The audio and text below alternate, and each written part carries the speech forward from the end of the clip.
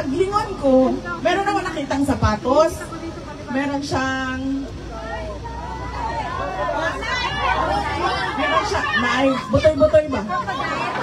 Ay, butoy-butoy, anak siya. Maganda siya. Panlalaki siya, panlalaki. Pero mapapalingon ka kasi kakaiba siya eh. Meron siya ang ganyan-ganyan. So tinanong ko yung sabi ko, is this crocodile? Sabi niya, no. Oo. Bird. Meron siya bird. Sabi ng kasama ko, ostrich yan, ostrich. Sabi ko, ostrich. How much? 60,000.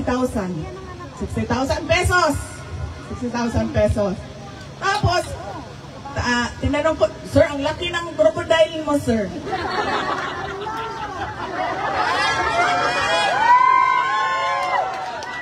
Tapos, tinanong, meron pong representative ang House of Representatives dito. So, ipakita mo sa kanila ang yan, buhaya. Ayan, t-shirt, buhaya. So, sabi nung, sales assistant, sabi niya, here, crocodile. Hinanyo niya sa akin, maganda talaga yung sapatos na crocodile. Tapos, sinanong ko siya, sabi ko, how much? Sabi niya, ganito, in one. Tapos, kinompute namin, 80,000 pesos ang sapatos na crocodile. Nakalimutan ko lang ngayon kung anong brand yun na daanan namin. 80,000 pesos. Ibig sabihin, kapag binalatan natin ang ating mga congressman at ginawa natin sapatos yung kanilang mga muka, ikita tayo ng 80,000 isang pares ng sapatos.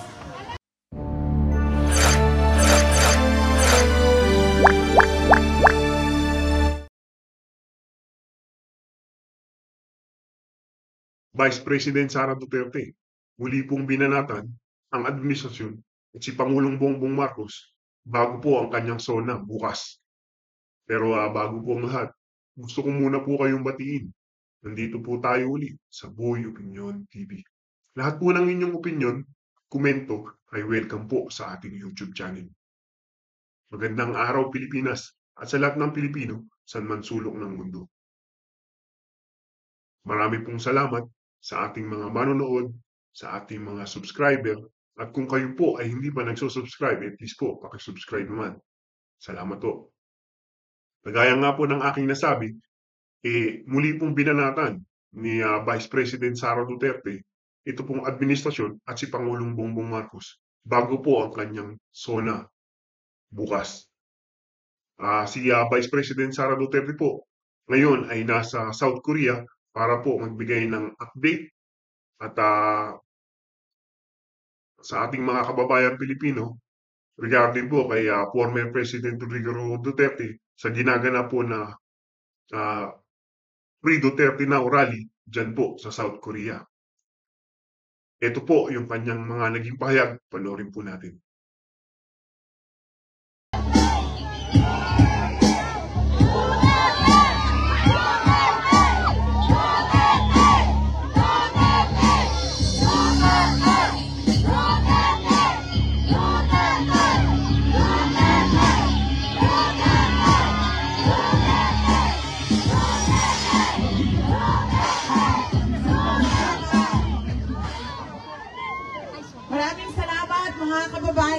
Assalamualaikum warahmatullahi wabarakatuh.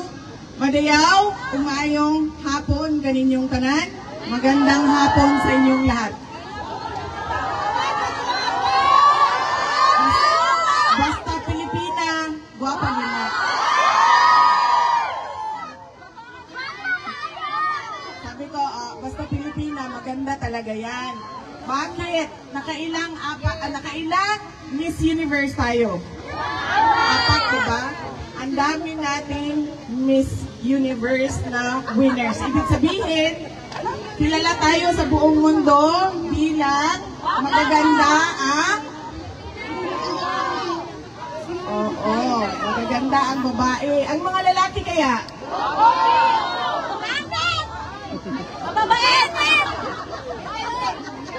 May hugot ka, ma'am. Kasi pangit talaga ang mga lalaking Pilipino.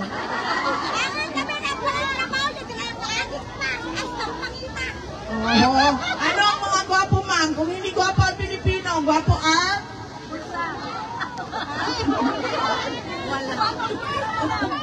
Ang mga Koreans, syempre.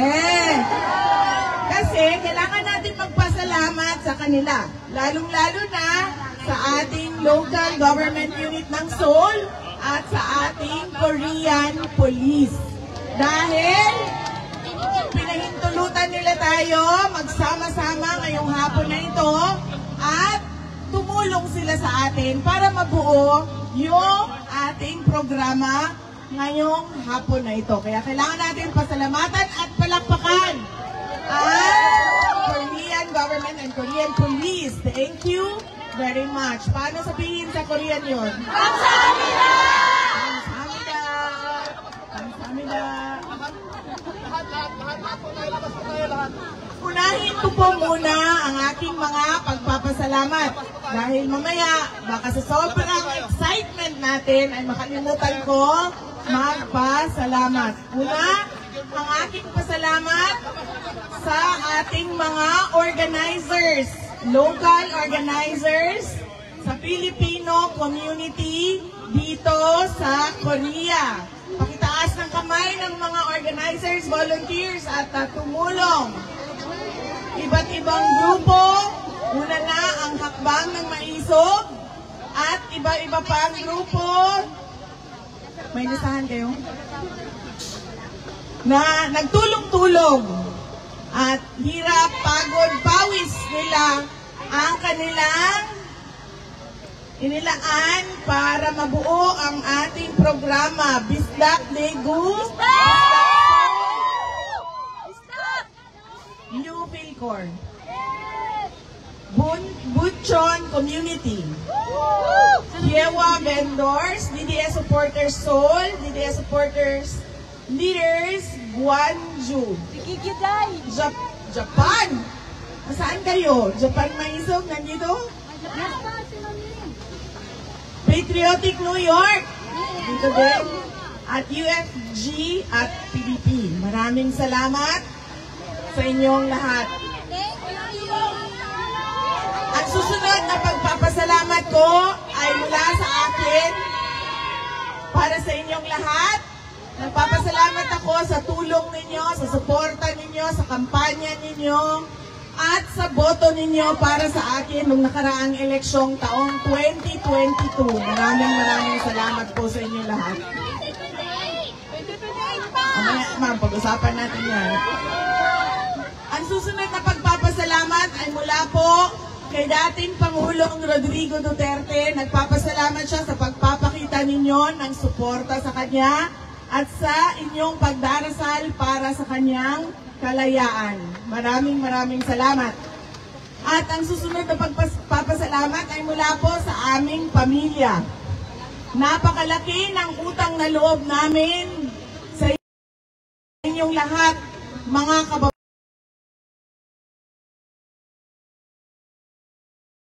Salamat sa inyong lahat. At ang huling pagpapasalamat ay sa akin at sa inyong lahat na naririto.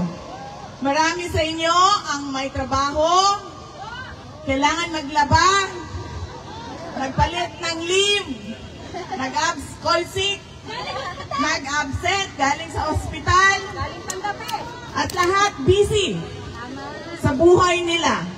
Pero nandito kayo ngayong hapon na ito at ibinigay ninyo ang inyong oras para sa akin, para kay Senator Robin Padilla, at para sa bayan natin. Maraming salamat sa inyo. Marami sa inyo ang nagtatanong, kamusta na si dating Pangulong Rodrigo Duterte? Okay lang siya? Pinapaabot niya sa inyong lahat na huwag kayong mag-alala dahil wala naman siyang nararamdaman sa kanyang kalusugan.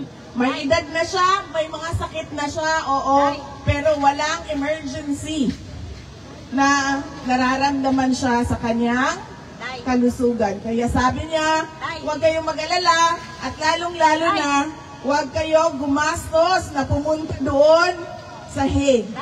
Sabi niya, ayaw niya na gumagastos kayo ng pera ninyo para sa pagpapakita ng suporta sa kanya dahil mas kailangan yung pera ninyo ng inyong mga pamilya na naiwan doon sa Pilipinas. Nasa ilang days na ba siya?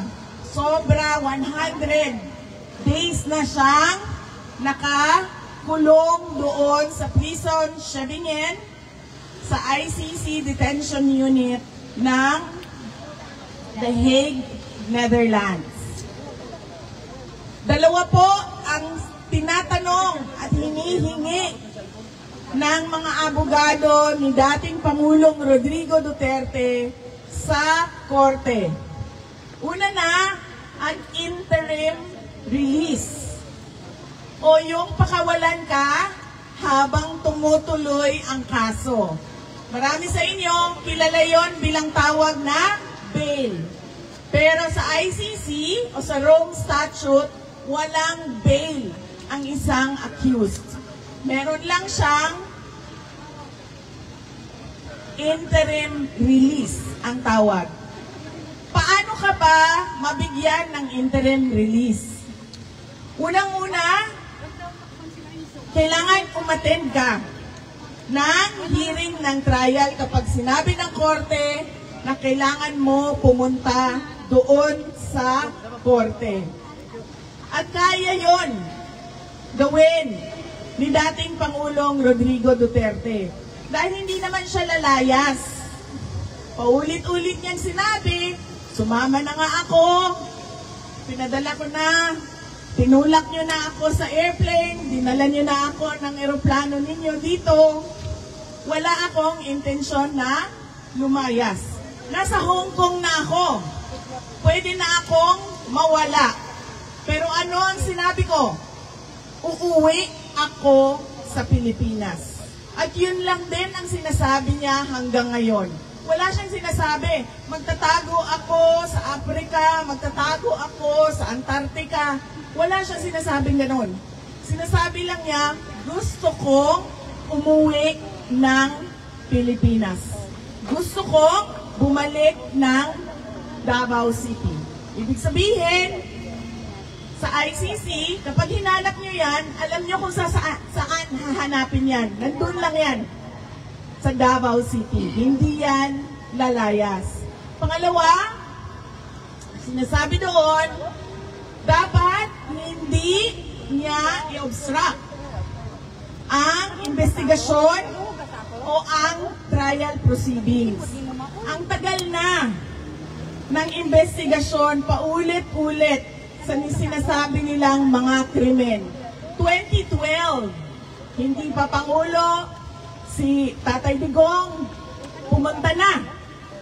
Si Justice Secretary De Lima, nag-imbestiga siya doon. Walang kapangyarihan si dating Pangulong Duterte noon. Tumuloy-tuloy ang investigasyon. Wala siyang sinabi na itigil nyo yan, bawal yan, huwag kayong pumasok dito. Walang ganyan na nangyari. Ibig sabihin, para sa kanya, ituloy nyo lang. Noong siya ay Pangulo, nag-file ng kaso sa ICC si Senator Trillanes. Alam na ni dating Pangulong Duterte kung sino ang mga witnesses. Hindi naman tinago yun sa atin lahat, di ba? Paulit-ulit ang investigasyon at pagbibigay testimonya ni Las Cañas at ni Matobato. Meron ba siyang ginawa kay Las Cañas o kay Matobato o kay Trillanes man? Wala. Buhay na buhay ang buhok. Patay na pala ang buhok ni Trillanes. Buhay na buhay si Trillanes, pero ang kanyang buhok, hindi ko lang sigurado. Walang nangyari kay Matobato, walang nangyari kay Las Cañas. Alam Yung dating Pangulong Duterte kung nasaan sila. Nakialam ba siya sa investigasyon? Nakialam ba siya sa mga witnesses? Wala. Noong siya ay nawala na sa katungkulan, bumaba na, tapos na ang termino, nagkaroon ng investigasyon. Pumasok ang mga investigators ng ICC paulit-ulit sa Pilipinas. Alam ko, at sinasabi namin sa kanya, alam namin, dahil nakikita namin ang records, anong sinabi niya? Pabayaan nyo sila mag-imbestiga. Noong nagkaroon ng Quadcom hearing ang bahay ng mga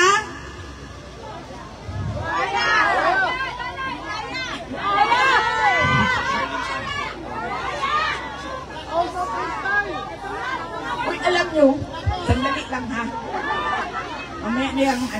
Mamaya na yung speech ko.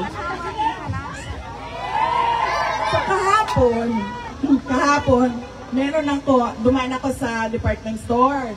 Kasi bumili kami ng pang youth bag doon sa mga sinuportahan namin na basketball team ng mga bata. Dumaan ako sa yung department store, yung sa mga sapatos ba? Sapatos section. Tapos paglingon ko, meron ako nakitang sapatos. Meron siyang butoy-butoy ba? Ay, butoy-butoy, anak siya. Maganda siya. Panlalaki siya, panlalaki. Pero mapapalingon ka kasi kakaiba siya eh. Meron siyang ganyan-ganyan. So tinanong ko yung sabi ko, is this crocodile? Sabi niya, no. Oo. Bird. Meron siya bird. Sabi ng kasama ko, ostrich yan, ostrich. Sabi ko, ostrich? How much? 60,000. 60,000 pesos. 60,000 pesos. Tapos, tinanong ko, sir, ang laki ng crocodile mo, sir.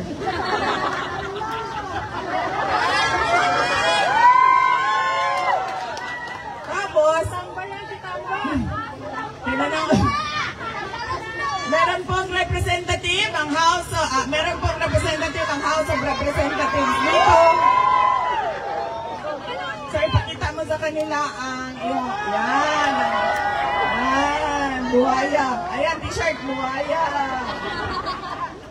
So sabi nung sales assistant, sabi niya, here, crocodile.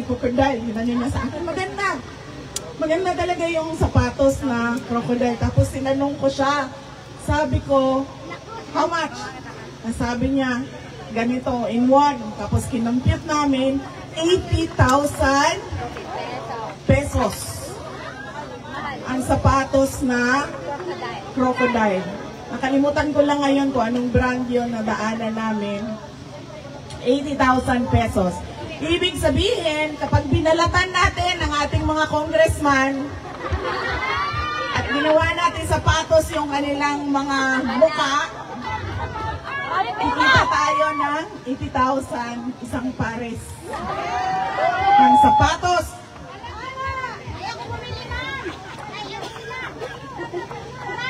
Balik ako sa Quadcom. Nag-imbestiga sila. Sinabi nila doon sa isang nakaupo na witness nila, si Rohina Garma. Sabi nila, Rohina, pinatay mo ang boss mo. Meron kang mga kasama, pinatay mo ang boss mo. Pero Rohina, hindi ka namin iimbestigahan sa pagpatay mo sa boss mo kung magsasabi ka laban kay dating Pangulong Rodrigo Duterte. Witness siya. Napanood natin lahat yon. Napanood yon ni dating Pangulong Duterte. Pero, may ginawa ba si dating Pangulong Duterte kay Rohina? May ginawa ba tayo kay Rohina maliban sa sinasabi natin online, sa social media natin? Wala. So, ibig sabihin, ibigay na nila yung interim release. Ang tagal na ng mga witnesses na nandyan. Walang nangyari sa kanila. Hindi pa siya Pangulo, naging Pangulo siya, hindi na siya naging Pangulo, nandyan pa rin yung witnesses na sinasabi nila. Ibig sabihin, hindi siya makikialam sa investigasyon o sa trial man. Ang susunod na pwedeng magpa-interim release o hindi pwedeng magpa-interim release kapag nagdududa ang korte na gagawa ka ng krimen. Wala ngang krimen eh. So ano pang mga susunod na krimen ang gagawin mo? Merong mga police operations kontra illegal na droga. Yung Pabarang! Ma'am! Naalala mo, sabi dito sa harap, kulamin na lang daw lahat yan. 15,000 na! 15,000 kulang! 2,000 won kulang? 1,000 pesos! won? Libre na!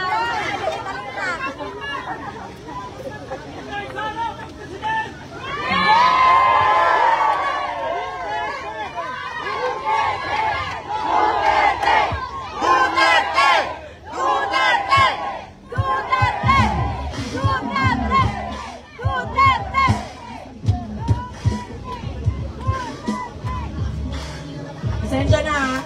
Sinisipon kasi ako. Saka masakit yung lalamunan ko. Kasi kinain ko yung mga sasarap na ice cream ninyo dito sa Korea. Paggising ko, ang sakit na nung, meron na siyang parang bukol dito dalawa. At parang sinisipon na ako dahil sobrang init. Grabe, maninginit ninyo. Uy! Grabe init sa Korea! Meron mong tanda sa disyerto. Yes, ma'am! Normal ito? Yes, ma'am! Ito ang new normal nyo? Mag-adjust kayo! It's not new! Ganyan na talaga yan.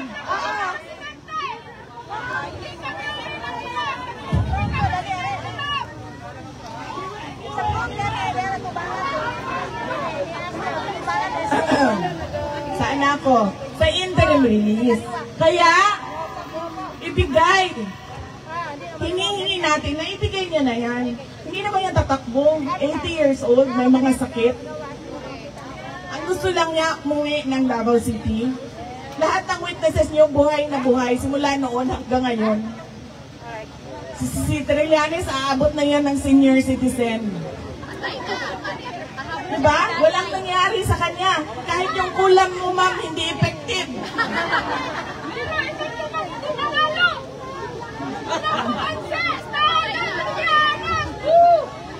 Diba? Meron pa ba siyang krimen na gagawin? Wala nga ang krimen eh. So ano pang mga susunod na krimen na gagawin? Diba? So, iyan ang pakiusap sa ICC. Ibigay na ang interim release. Ang susunod, yung jurisdiction na naririnig ninyo lagi. Nag-imbestiga sila 1 taon pagkatapos na, lumampas na ang 1 taon pagkatapos nating umalis sa ICC. Ibig sabihin, hindi ka na pwedeng mag-imbestiga. Kasi meron lang period na pwede ka mag-imbestiga. Labas nun, hindi na pwede. Kasi ang lalabas niyan, kung walang period, ay pwedeng buong buhay mo, 100 years na ang dumaan, ay mag-iimbestiga pa rin sila. Hindi pwede yun. Kaya ang hinihingi ng mga abogado, i-dismiss ang kaso kasi wala ngang jurisdiction. Yan ang dalawang bagay na hinihingi ni dating Pangulong Rodrigo Duterte sa ICC. At yan din ang rason kung bakit tayo nagsama-sama, nagpapakita ng suporta at sumisigaw na bring him home. Bring him home!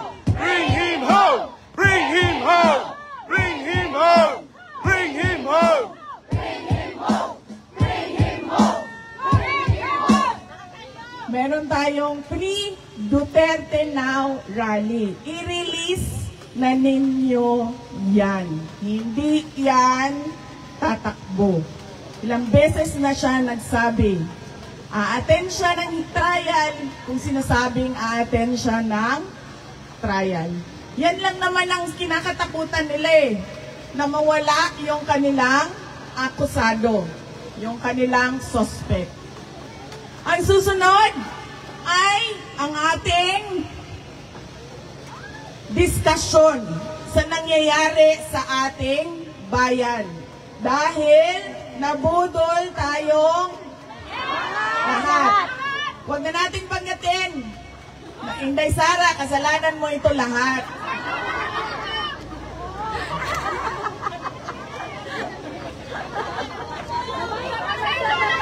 Kasi nga, sinasabi ko sa inyo,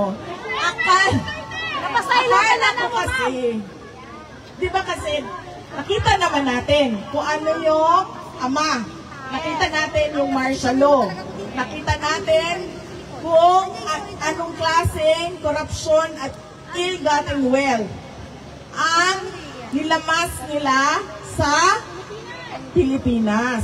Akala ko, oo nga, nagkamali nga ako sa akala ko.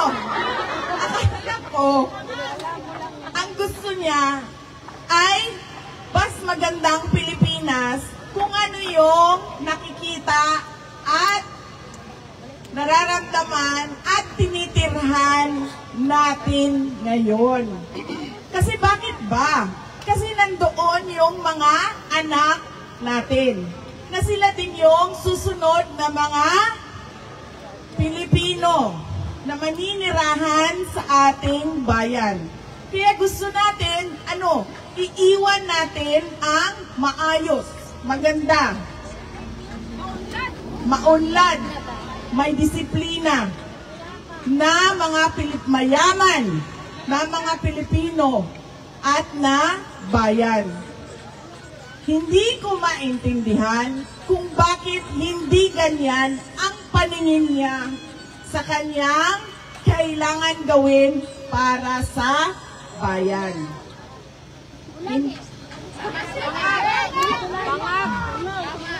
Hindi ko alam bakit lahat tayo pare-pareho ng pangarap para sa ating bayan.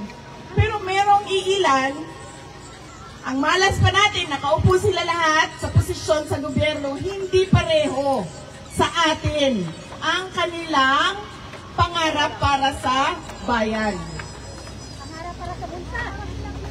Kaya, bukas ay State of the Nation Address.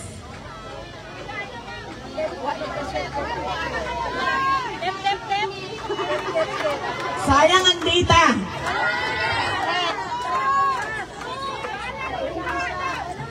Kaya nga, ma'am, ako din ayaw ko na rin manood. Kasi alam nyo, sa totoo lang sa totoo lang talaga, natitrigger ako sa pag nakikinig ako sa kanya. Yung, naiirita ka ba? Minsan lampas irita na siya, minsan galit na siya. Kaya gusto mo na basagin yung screen ng cellphone mo. Kaya pareho tayo, ma'am, hindi na ako manonood, babasahin ko na lang. Huwag na rin magbasa. Kailangan natin magbasa. Kasi kailangan natin malaman kung ano na namang pambobola ang sinasabi sa taong bayan. Ano na namang pambubudol. Ipunin ang tubig baha. Hindi ko lang. At mag-swimming ka na lang dyan kasi ganyan talaga. May bagyo, may baha. So bakit? Kung ganyan talaga, may bagyo, may baha, new normal na yan, at ganyan na talaga yan, bakit ang daming flood control projects? Bilyon-bilyon. Control nila yun, nasa bulsa. Bakit?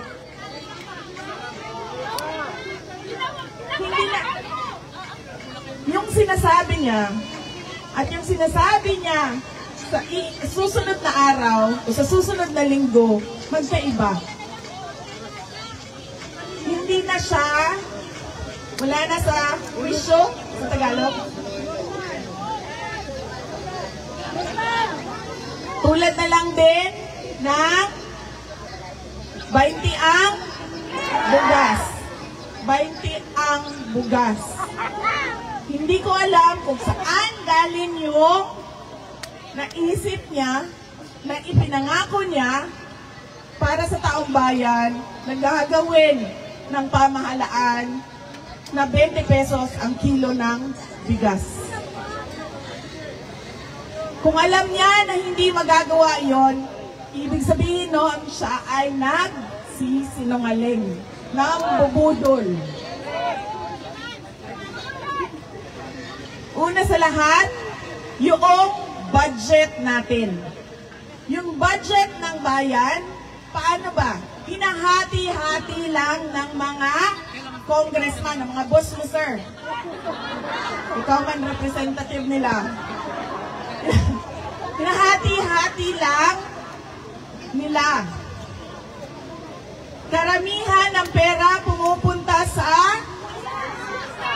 bulsa, yes, at sa mga walang kwentang programa.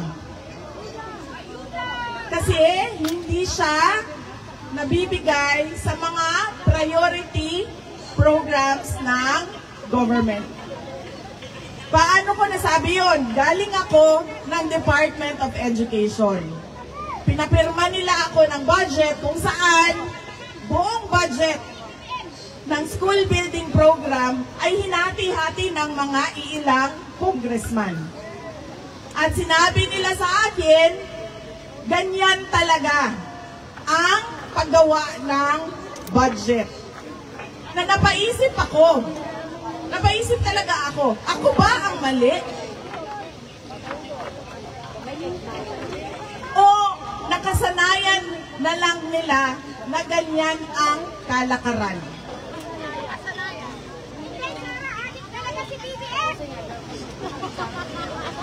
Hindi napupunta sa totoo at tamang proyekto para sa bayan ang ating budget. Pangalawa, ang laki ng utang natin. Dahil yung budget ay inuutang. Mag-utang ka para ka gumawa ng tulay mula sa Sorsogon papuntang Samar, mula sa Leyte papuntang Surigao, at pabalik ka naman Zamboanga papuntang Dumaguete, Dumaguete papuntang Siquijor, papuntang Cebu. Kung mangungutang ka para itulay mo yan lahat, okay lang. Pero kung mangungutang ka dahil ibibigay mo 5,000, 5,000, 5,000, 3,000 sa'yo, 2,000 sa akin, 5,000 sa akin, 5,000 sa'yo, walang kang makikitang pagbabago at kaunlaran sa bayan. Dahil mali ang paggamit ng pera na inutang. At paano mo yon mababayaran? Doon sa mga bigay mo, bulsa mo, walang babalik na investment sa ekonomiya. Hindi tataas ang ekonomiya. Dahil pangit pa rin ang bayan. Bagsak pa rin ang iba't ibang lugar natin.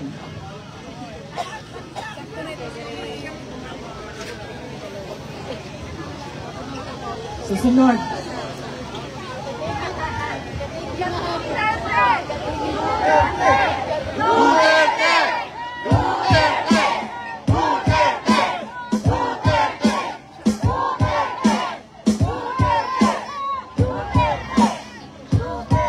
Anong oras na? Alas 4? Okay. Kasi sabi nila hanggang alas 5 lang daw tayo dito. Sanyasan ninyo ako pag umabot na tayo ng 4:30 ha, kasi magpicturan pa tayo. Ang dami natin. Okay?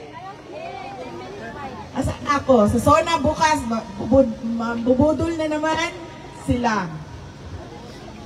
Ang susunod ay yung walang klarong independent foreign policy. Nasa saligang batas natin yon. Nasa konstitusyon yon. Na hindi tayo kikiling kahit kanino man na dayuhan para sa ating bayan. Pero anong nakikita natin ngayon? Ang nakikita natin ay ang militarisasyon ng ating bayan. Ang pagpapasok ng mga Amerikano sa iba't ibang lugar sa ating bansa. Ang paglalagay ng factory ng armas sa ating bansa. Anong sinabi ni President Trump noong meeting nila? Ang sabi ni President Trump, they tilted towards the China. And, anong sinabi niya? Naayos namin yon. And now, it is tilting towards the United States. Ano ibig sabihin ng tilt? Di ba sumasandal? Anong tilt sa Tagalog? Kuya. Kumikiling. Kumikiling na ang ating foreign policy papunta sa US. Hindi ko word yan. Hindi ko salita yan. Napanood natin yan na sinabi. Kumiling ang Pilipinas sa Amerika. Hindi tama yon. Kasi ang nakalagay sa ating konstitusyon ay independent foreign policy. Ibig sabihin, wala ka, hindi ka kikiling. Tatayo ka sa sarili mong paa. At ano ang ginagawa nila sa West Philippine Sea? Nakikipaggirian sila sa China. Meron tayong arbitral award. Sinasabi sa atin ang West Philippine Sea. Ang dapat natin gawin, dalhin yan doon sa Beijing. Pag-usapan natin ito. Amin ang West Philippine Sea. May arbitral award. Hindi yung makikipaggirian ka doon sa dagat. At anong sabi niya ngayon? Sa girian ng teritoryo ng Cambodia at Thailand. Ang sabi niya, tutulong ang Pilipinas para magkaroon ng kapayapaan doon. Pero anong ginagawa niya sa bayan natin? Tinutulungan niya ang interes ng dayuhan, interes ng ibang bayan na makipaggirian sa ibang bansa. Kaya sinasabi ko, hindi ko lang alam kung napapansin niya. Iba ang sinasabi niya ngayong araw na ito at iba din ang sasabihin niya sa susunod na linggo, sa susunod na buwan. Habang lumalala ang kalagayan ng ating bansa. Lagi akong tinatanong, ano bang magagawa natin, Inday Sara? Ang magagawa natin ay magkaisa tayo. Sabihin natin sa pamahalaan, maraming maling pulisiya. Dapat ninyo itama. Unang-una na, hindi ninyo kami pwedeng sabihan na magtiis na lang kami at new normal na yan. Hindi ninyo kami pwedeng sabihan na wala na tayong magagawa. Dahil, bakit? Ganito ang bansa ng Korea. Hindi perfect, pero madaming maayos. Marami pang ayuda. Bakit? Marami pang ayuda dito. Alam nyo, pumunta ako, diba? Nakisama ako sa Filipino community sa The Hague. Pumunta yung mga tiga-Europe. Pumunta kami sa Australia.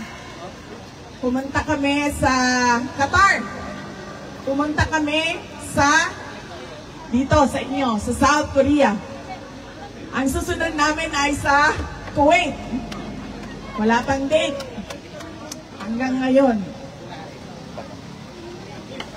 Wala sa kalingkingan ng lahat ng bansa na ito ang Pilipinas.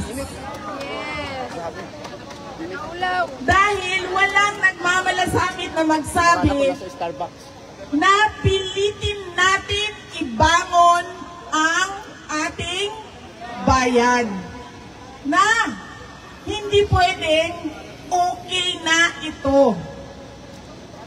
Bayan ito ng mga anak natin. Patapos na tayo. Anong edad ko? 28.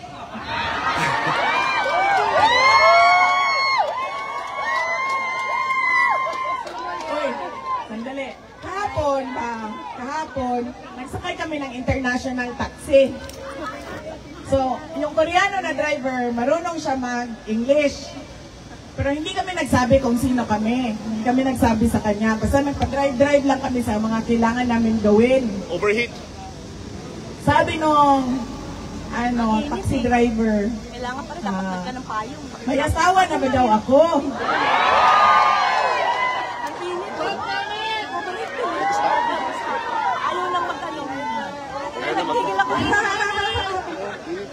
Sabi niya, may asawa na ba daw ako? Ayaw nang magano. Ayaw lang. Tapos sabi ko sa kanya, Nakapicture wala, lang wait, ako isa. 28 years old lang ako.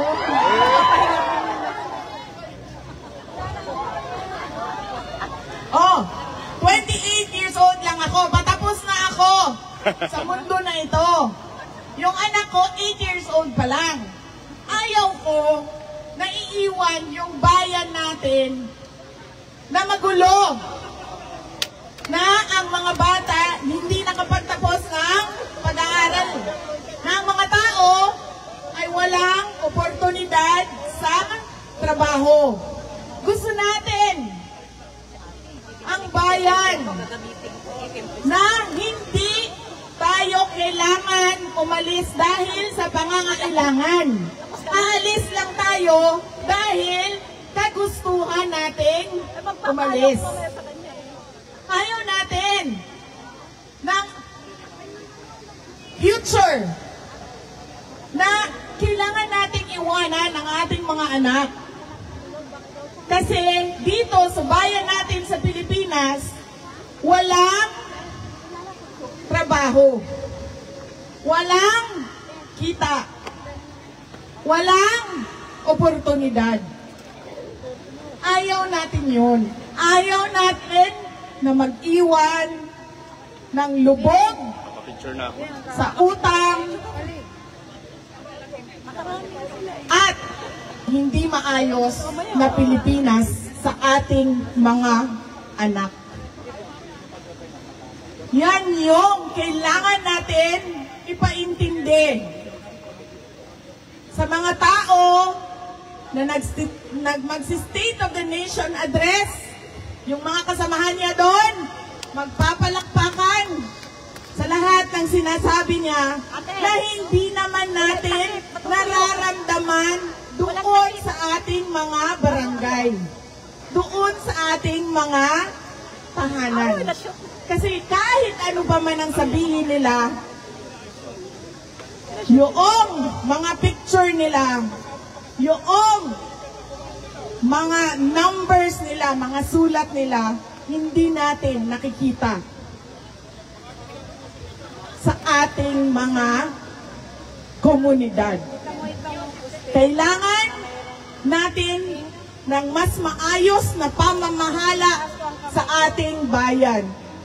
We deserve better. Hindi kami ang sasabihan, hindi tayo ang sasabihan na okay na yan. Ganyan talaga yan. Hindi pwedeng ganyan ang sagot ng gobyerno.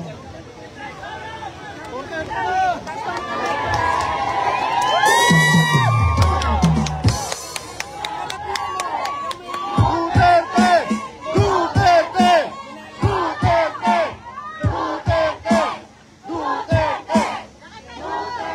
Alam nyo, kahit saan ako pumunta, yan ang sinasabi ng taong bayan sa akin. Pero paalala ko lang sa inyo, hindi ito trabaho lang ng isang tao, ha?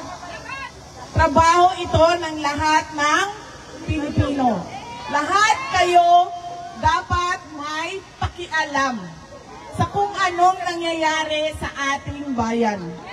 Dahil lahat kayo may anak. Kayo lang. Dalaga pa ako. Dito sa Korea. 28 years old lang ako. Dahil lahat tayo may anak. At lahat sila nandoon sa Pilipinas. Ayaw natin na ang ating mga anak ay tulad ng pinagdadaanan natin, nabubwisit sa araw-araw na Tinuturo ko si Robin. pangit na kalagayan ng ating bansa. Kita mo? Ang gusto natin, hindi nila pinoproblema ang sweldo, ang pagkain, ang kung ano pa yung kailangan na pambayad ng upa, pambayad ng kuryente, pambayad ng tubig, pambayad ng lahat. Ayaw natin na ganon ang kanilang kinabukasan. Ang gusto natin na kinabukasan para sa ating mga anak ay Kita mo? Saan kaya kayo? may bonus, ang laki ng bonus ko sa sweldo ko, saan kaya kami mamamasyal. Ganon ang gusto natin na kinabukasan ng ating mga anak. Yung mga pangarap natin para sa sarili natin na hindi natin magawa dahil kailangan natin maghanap buhay. At kailangan natin kumayod. 5 ang trabaho. Sa may speaker. 6 ang trabaho. Ikaw yung... Totoo yan. Ikaw tinasta. Mahal talaga. Mag-asawa, sir. Yan din ang sabi ng asawa ko sa akin. Sa may mga bike. Kaya minsan hindi ako nagsasabi ng totoong gastos, sir, sa kanya. Bahay-bahay ko po. Mahal daw ang, May green. mahal daw ang, 4:30 na daw. Okay. So, interim release, jurisdiction sa ICC. Sa bayan natin, huwag nating tigilan Sa speaker. ang paghingi sa pamahalaan ng karapat-dapat para sa taong bayan at sa ating bansa. Mga kababayan, ang lahat ng ginagawa natin ay para sa Diyos, sa bayan, at sa bawat pamilyang Pilipino. Syukran. Duterte! Duterte! Ladies and gentlemen, the future President of the Republic of Yan nga po yung naging pahayag ni Vice President Sara Duterte. Diyan po sa ginanap na Pre-Duterte Now Rally, yan po sa harap ng ating mga kababayan Pilipino o sa ating mga Filipino community diyan po sa South Korea. Medyo mainito yung kanyang naging pahayag at mababatikos dito po sa administrasyon ni Pangulong Bongbong Marcos. Well, hindi ko naman po masisisi si Vice President Sara Duterte. Kagaya nga po ng sinabi ko kanina, yung gaganapin pong sona ni Presidente Bongbong Marcos bukas, pagbabuhat na naman po ng sariling bangko. Well, saan ka naman po kasi nakakita ng Presidente, sasabihin niya ho sa ating sambayan ng Pilipino na nangyayari na ho itong bagyo o ulan o ano man ho. Pupunta ho ng Amerika para po makiusap sa 1% na reduced tariff na ipinataw ho ni President Donald Trump. Well, ako, hindi ho ako sangayon dyan kasi wala ho tayong nakuha. Long term ho, wala ho talaga tayong nakuha. Isipin nyo, bibigyan ho niya tayo ng 19% o 19% na tariff, pero tayo wala. Di ba? Wala akong kapalit. Pero sinasabi ho niya, magandang ano ho yan. Ewan ko, no? Sigurado ho ako, dahil ho bangag to, sa kanyang paniniwala, maganda ho yan. Tsaka ho, yung pag-alis niyo, hindi ko ho gusto. Kasi ho, kailangan ho siya ng ating mga kababayan Pilipino dahil bumabagyo. Sunod-sunod ho yung magbaha, pag-ulan. Pero ho siya, mas pinili niya ho yung puntahan ho yung Amerika para ho sa 1%. Kung matatandaan po natin nun, di ba ho, si former President Rodrigo Duterte, nagpunta ho ng Russia para ho mag-meet kay President Vladimir Putin. Pero kinat niya po yung kanyang state visit kasi nga po nagkakaroon po ng yun nga po yung Marawi Siege. So nagmamadali po siyang umuwi para po nandun talaga siya at tutukan niya kung ano po yung nangyayari doon. Yun po yung malayong pagkakaiba ng nakarang administrasyon at itong kasalukuyang administrasyon. Tsaka ho, hindi ho maganda yung mga explanation ho nitong ating Pangulo. No? Hindi ko ho talaga gusto. Hindi ko ho alam kung ang ating Pangulo ay nasa tamang isip o kung paano.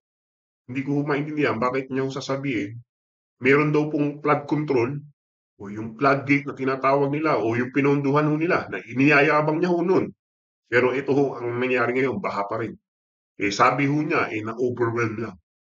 Kahit to paano mangyari, hindi ko maintindihan paano na-overwhelm yung kanilang ginasuhan ng bilyon-bilyon piso. Tapos ho, ngayon ho, ang nagsasuffer ho, yung sambayan ng Pilipino. O yung mga ating pong mga kababayan dyan sa Metro Manila. Bahang-baha po sa Maynila, di ba? Tapos ho, yung kanyang pahayag na kailangan ho nating i-adjust ang ating mga sarili sa new normal. So, ibig kong sabihin, hahayaan na lang ho nating kailangan ho tayong mag-adjust. At sila ho, wala naman hong ginagawa. So, kailangan din ho natin mag-adjust para ho rin sa kanila. Di ba ho, parang hindi ko kasi makita na dapat ho ito, ang gawin ho nila, yung long-term solution. Hindi ho yung parang butas ho ng kalsada, natatapalan lang. No? Yan naman ho, taon-taon nararanasan natin Bakit ho hindi ho sila gumawa ng paraan para ho yung sitwasyon ho na yan o problema na yan, maayos. Well, hindi ko masisisi si Vice President Sara Duterte. Kung babatikusin niya ho itong si Presidente Bongbong o yung administrasyon.